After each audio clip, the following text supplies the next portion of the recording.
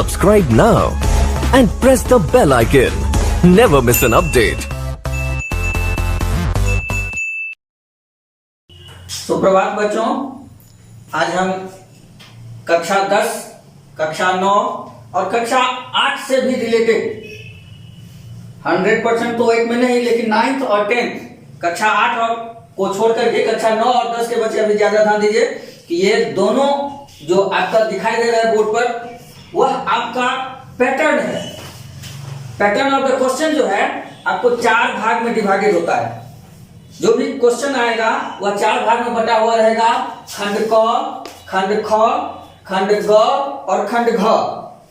पहला खंड क वो होता है अपठित गद्यांश, जो हम कहीं से भी किसी भी किताब से किसी भी चीज से उठा करके आपके सामने में रखेगा जो आपने कभी नहीं पढ़ा है। आपने 9th में देखा होगा या पूर्व के अभ्यास के पुस्तकों में देखा होगा कि कोई भी गद्यांश उठाया और आपके सामने में रख देता है और उसमें से प्रश्न करता है जो कि आपको उसी में से चुन करके लिखना होता है। तो ये होता है आपका अपठित गद्यांश, जो कभी कभी 5 नंबर कभी कभी 10 नंबर का रहता है। वह प्रासनिक जो है, प्रश्न क्वेश्चन सेटर जो है, वह अपने आप से डिसाइड करता है कि हमको किस में से किसके से 80 नंबर का जो टोटल आपका होता है उसमें से कभी 5 नंबर कभी 10 नंबर आता है, जिसके अंतर्गत आपको इसमें से एक वाक्य दिया रहेगा, एक शब्द में आंसर रहेगा, एक वाक्य में आंसर रहेगा और 4 व्याकरण बेस्ड पर आधारित रहेगा कि इसमें कौन सा प्रत्यय लगा है, कौन सा उपसर्ग लगा है, वगैरह वगैरह, ये सब चीज हो जाता है। दूसरा आता है खंड ख। खंड ख 15 नंबर का होता है, जो 3 भाग में बटा हुआ होगा। खंड ख को कहते हैं रचना आधारित। वह आपके स्किल, आपने क्या पढ़ा, कैसे आप अपनी अभिव्यक्ति को प्रकट करते हैं, उसकी क्षमता को प्रदर्शित करता है, जो रचना के अंतर्गत आता है। इसके अंतर्गत आता है पत्र लेखन, चित्र वर्णन और अनुवाद। पत्र लेखन, जो आपके सामने में कोई भी एक पत्र लिखा रहेगा, चाहे वह प्राचार्य को पत्र लिखा हुआ हो, चाहे एक पिता को पत्र लिखा हुआ हो, चाहे एक भाई अपनी बहन को पत्र लिख रहा हो, चाहे एक बड़ी बहन अपने छोटे भाई को पत्र लिख रहा हो, किसी के भी नाम से पत्र होता है, तो वो पत्र लिखा हुआ होता है। उसमें से आपके सामने में नीचे में मंजूषा दिया हुआ रहता है, उस मंजूषा में शब्द भी दिया हुआ रहता है, जिसमें से आपको चुन करके उसमें उचित जगह पर उन शब्दों को भरना होता है, जो 5 नंबर का होता है पत्र लेखन। 10 शब्द आपको भरने होते हैं। दूसरा होता है चित्र वर्णन। चित्र में आपको किसी भी परिस्थिति का एक चित्र देगा, कहीं का भी, चाहे वो बस स्टैंड का हो, रेलवे स्टेशन का हो, क्लासरूम का हो, रोड पर जा रहा आ रहा, कहीं का भी दे देगा। आपको अपनी कल्पना के अनुसार उस चित्र को देखते हुए अपनी कल्पना के अनुसार उसमें जो शब्द दिया हुआ रहेगा मंजूषा में, उसकी सहायता से 5 वाक्य लिखने होंगे। उस चित्र के बारे में वर्णन करना होगा। और तीसरा आता है अनुवाद।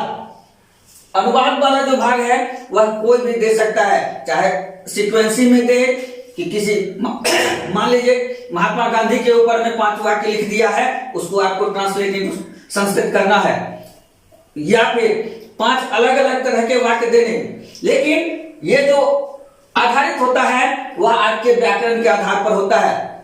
व्याकरण में हम कारक पढ़ते होंगे, कारक देखते होंगे, सुनते होंगे। कारक यदि हमने मजबूत कर लिया है तो ये अनुवाद हमारा आराम से बन जाता है, चाहे वह जो भी हो, क्योंकि इसमें विभक्ति के आधार पर ही आपको उत्तर देने होते हैं। तो ये 15 नंबर का होता है। इसके बाद आता है खंड ग। खंड ग अनुपयुक्त व्याकरण कहते हैं। हमारा जो पाठ्यक्रम है उसका सबसे महत्वपूर्ण भाग ये होता है। व्याकरण का भाग जो होता है वह महत्वपूर्ण भाग होता है। हालांकि ये सिर्फ 25 नंबर का रहता है अनुपयुक्त व्याकरण करके, लेकिन यदि हम गौर करेंगे, अपने आप को रिसर्च करेंगे, तो पाएंगे कि ये जो अनुपयुक्त व्याकरण वाला भाग है वह 80 का 80 नंबर आपको दिलाने वाला हो जाता है। यदि आपने इस भाग पर कमांड कर लिया तो निश्चित रूप से आपका यह जितने भाग हैं उस पर आपका कमांड आगे बढ़ जाएगा। अनुप्रयुक्त व्याकरण के अंतर्गत आपको आएगा संधि, समास, प्रत्यय, वाच्य परिवर्तन, समय बोध जो घड़ी के अंतर्गत दिया हुआ रहेगा, घड़ी का समय आपको बताया हुआ रहेगा, उसको आपको लिखना होगा।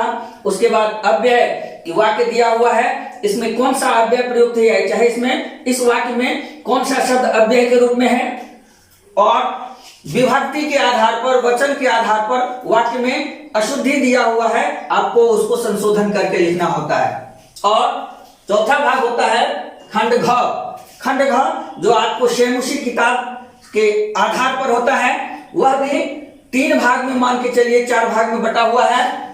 3 भाग में कहने का अभिप्राय है कि वह एक, जैसे आपने ये खंड क में पढ़ा है, अपठित गद्यांश लाइक, इसमें से प्रश्न करेगा, ये अपठित रहेगा, ये पठित रहेगा।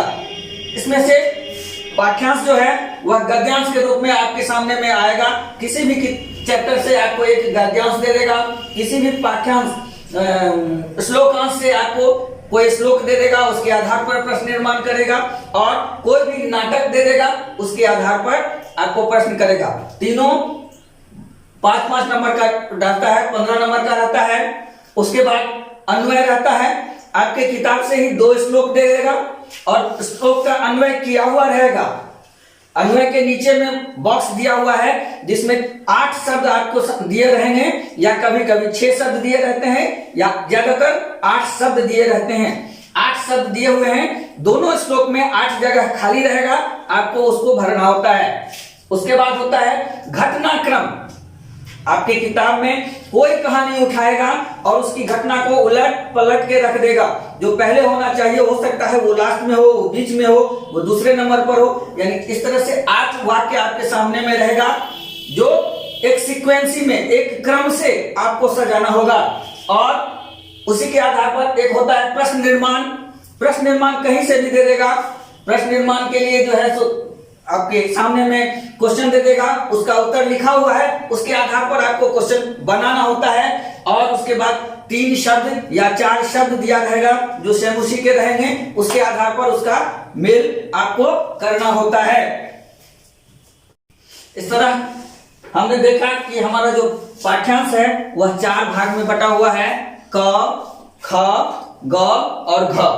क जो 5 नंबर या 10 नंबर, ख जो 15 नंबर, ग 25 नंबर का रहता है, और घ यदि ये 5 नंबर रहता है तो ये 35 नंबर का रहता है, यदि ये 30 नंबर का रखता है तो इसको 10 नंबर कर देता है। यानी यहाँ का और यहाँ का वो आपस में करता है कि 35 इसको रखना है तो 5 ये रहता है, और ये यदि 30 का रखना है तो 10 का। इस तरह से 80 नंबर का टोटल बेस्ट होता है। इसमें से जो भी पढ़ेंगे, धीरे धीरे पढ़ेंगे, सब कुछ पढ़ेंगे, लेकिन हम सबसे पहला भाग इसको उठाएंगे, क्योंकि ये जो भाग है हमारा वह पूर्णतः आधारित है हमारे पाठ्यांश का, पाठ्यक्रम का, और हमारी अंक प्राप्ति का, जिस उद्देश्य को लेकर के छात्र 10वीं कक्षा में संस्कृत को चयन करते हैं, उसका उद्देश्य जो होता है पूर्णांक को प्राप्त करना। उसमें यह संस्कृत विषय जो है वह बहुत महत्वपूर्ण होता है, और उसका सबसे महत्वपूर्ण भाग है ये व्याकरण वाला भाग।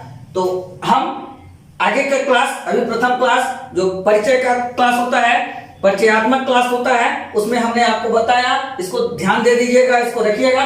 और कल से हम व्याकरण वाले भाग में प्रवेश करेंगे। व्याकरण में सबसे पहले हम घुसेंगे छोटा सा ही से, लेकिन संधि। संधि जो होता है हमने क्लास 6 से 5 से 4 से बहुत नीचे से पढ़ा है, लेकिन उसका एक रिवीजन वर्क जो है करते हुए चलेंगे।